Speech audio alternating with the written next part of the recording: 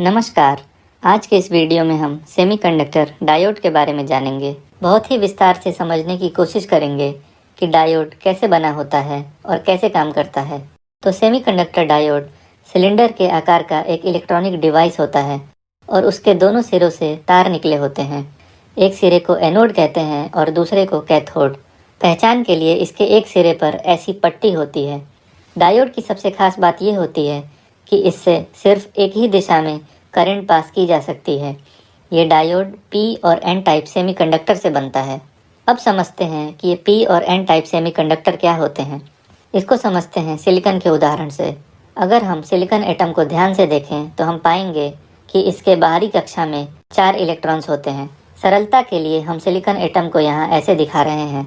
जब बहुत सारे सिलिकॉन एटम्स पास आके एक सॉलिड बनाते हैं तब हर एक सिलिकॉन एटम अपने पास के सिलिकॉन एटम से इलेक्ट्रॉन्स साझा करते हैं, जिसे बॉन्डिंग कहते हैं। इस तरह से हर बॉन्ड में 2 इलेक्ट्रॉन्स होते हैं और हर सिलिकॉन की बाहरी कक्षा में 8 इलेक्ट्रॉन्स हो जाते हैं। अब अगर इस सॉलिड में कुछ दूसरे एटम्स मिला दिए जाएं तो सिलिकॉन की बॉन्डिंग में परिवर्तन आ जाता है। उदाहरण के लिए हम इसमें फॉस्फोरस मिला देते हैं। अगर हम फॉस्फोरस एटम को ध्यान से देखें तो उसकी बाहरी कक्षा में 5 इलेक्ट्रॉन्स होते हैं। फॉस्फोरस को मिलाने से सिलिकॉन एटम्स बॉन्डिंग तो कर लेते हैं, पर फॉस्फोरस का एक इलेक्ट्रॉन अब भी बच जाता है। ये इलेक्ट्रॉन सिलिकॉन के इस सॉलिड में घूमने के लिए फ्री रहता है। ऐसे ही सिलिकॉन में बहुत सारे फॉस्फोरस एटम्स मिला दिए जाते हैं, जिसकी वजह से सॉलिड में बहुत सारे फ्री इलेक्ट्रॉन्स आ जाते हैं। इस अवस्था में सॉलिड को एन टाइप सेमीकंडक्टर कहते हैं और सिलिकॉन में फॉस्फोरस मिलाने की इस प्रक्रिया को डोपिंग कहते हैं। अब क्या हो अगर फॉस्फोरस की जगह कोई दूसरा एटम मिला दिया जाए। अब हम इसमें बोरॉन मिला देते हैं। बोरॉन के एटम की बाहरी कक्षा में सिर्फ 3 इलेक्ट्रॉन्स ही होते हैं। जब इसे सिलिकॉन में मिलाया जाता है तो सारे सिलिकॉन एटम्स इसके साथ बॉन्डिंग नहीं कर पाते और इस तरह से इलेक्ट्रॉन के लिए एक जगह खाली रह जाती है। इस खाली जगह को होल कहते हैं। इसका मतलब यहाँ पर कुछ भी नहीं होता, पर अगर कोई इलेक्ट्रॉन बाहर से आए तो वो इसकी जगह लेकर बॉन्डिंग पूरी कर सकता है। इस तरह से बहुत सारे बोरॉन एटम्स मिलाने की वजह से सिलिकॉन में बहुत सारे होल्स मौजूद रहते हैं। इस अवस्था में उसे पी टाइप सेमीकंडक्टर कहते हैं। किसी पी टाइप सेमीकंडक्टर में जब इलेक्ट्रॉन्स एक एटम से दूसरे एटम पर जाते हैं तो ऐसे प्रतीत होता है जैसे होल्स अपना स्थान बदल रहे हों। इसलिए पी टाइप सेमीकंडक्टर में इलेक्ट्रॉन्स के मोशन की जगह होल्स के मोशन की बात की जाती है। यहाँ पर ध्यान देने की बात यह है कि दोनों ही एन टाइप और पी टाइप सेमीकंडक्टर के किसी भी एटम पर कोई चार्ज नहीं रहता, क्योंकि पूरे सॉलिड से ना ही एक भी इलेक्ट्रॉन निकाला गया है और ना ही इसमें एक भी अतिरिक्त इलेक्ट्रॉन डाला गया है। अब समझते हैं कि जब सिलिकॉन में फॉस्फोरस और बोरॉन दोनों को मिलाया जाता है तब क्या होता है। ये दोनों एटम्स मिलाने से एक ही सिलिकॉन में पी और एन टाइप दोनों बनते हैं और जहाँ पर पी और एन टाइप मिलते हैं उसे जंक्शन बोलते हैं। अब जैसे ही पी और एन टाइप को मिलाया जाता है तो एन साइड के कुछ इलेक्ट्रॉन्स जो जंक्शन के पास होते हैं वो पी की तरफ चले जाते हैं। इस प्रक्रिया को डिफ्यूजन कहते हैं। इलेक्ट्रॉन्स देने की वजह से एन साइड के एटम्स पर पॉजिटिव चार्ज आ जाता है।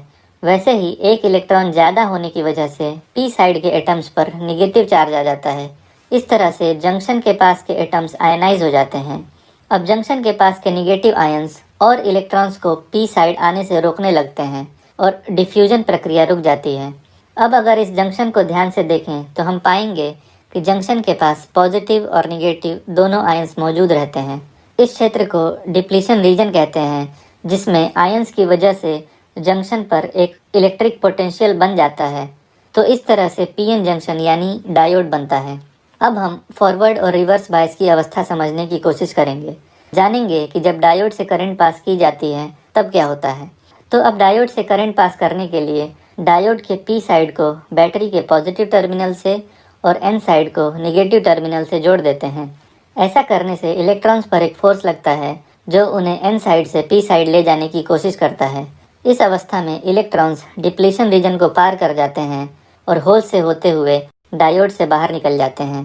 साथ ही अगर हम डिप्लीशन रीजन पर ध्यान दें तो एन साइड में कुछ इलेक्ट्रॉन्स पॉजिटिव आयंस को फिर से न्यूट्रल एटम में बदल देते हैं और पी साइड के निगेटिव आयंस लिया हुआ इलेक्ट्रॉन बाहर निकाल के न्यूट्रल एटम में बदल जाते हैं। इस तरह से डिप्लीशन रीजन में आयंस की संख्या कम हो जाती है और साथ ही डिप्लीशन रीजन का पोटेंशियल भी कम हो जाता है। इस अवस्था को फॉरवर्ड बायस कहते हैं और इस अवस्था में डायोड से करंट पास की जा सकती है। अब रिवर्स बायस की अवस्था को समझते हैं। इस अवस्था में डायोड के पी साइड को बैटरी के नेगेटिव टर्मिनल से और एन साइड को पॉजिटिव टर्मिनल से जोड़ दिया जाता है। अब एन साइड के इलेक्ट्रॉन्स पर उल्टी दिशा में फोर्स लगता है और वो एन साइड से बाहर जाने की कोशिश करते हैं। ऐसे ही पी साइड में इलेक्ट्रॉन्स डिप्लेशन रीजन की तरफ जाने की कोशिश करते हैं और ऐसे प्रतीत होता है जैसे होल्स पी साइड से बाहर निकलने की कोशिश कर रहे हों। अब अगर डिप्लेशन रीजन पर ध्यान दें तो एन साइड से इलेक्ट्रॉन निकलने की वजह से कुछ एटम्स पॉजिटिव आयंस बन जाते हैं और वहीं पी साइड में और इलेक्ट्रॉन्स आने की वजह से कुछ एटम्स निगेटिवली चार्ज हो जाते हैं। इस तरह से डिप्लेशन रीजन में आयंस की संख्या बढ़ने लगती है और साथ ही डिप्लेशन रीजन का पोटेंशियल भी बढ़ने लगता है। इस अवस्था में डायोड से कोई करंट पास नहीं होती। इस तरह से डायोड को ज़रूरत के अनुसार फॉरवर्ड या रिवर्स बायस अवस्था में इस्तेमाल किया जाता है। डायोड सेमीकंडक्टर इंडस्ट्री का एक बहुत ही महत्वपूर्ण अंग है। डायोड का इस्तेमाल रेक्टिफायर्स, इलेक्ट्रिकल स्विच और वोल्टेज रेगुलेशन में किया जाता है। साथ ही एलईडी यानी लाइट इमिटिंग डायोड भी एक प्रकार का डायोड ही है। उम्मीद करता हूँ आज के इस वीडियो से आपने डायोड की संरचना और उसके काम करने के सिद्धांत को समझा होगा। अगर आपको ये वीडियो पसंद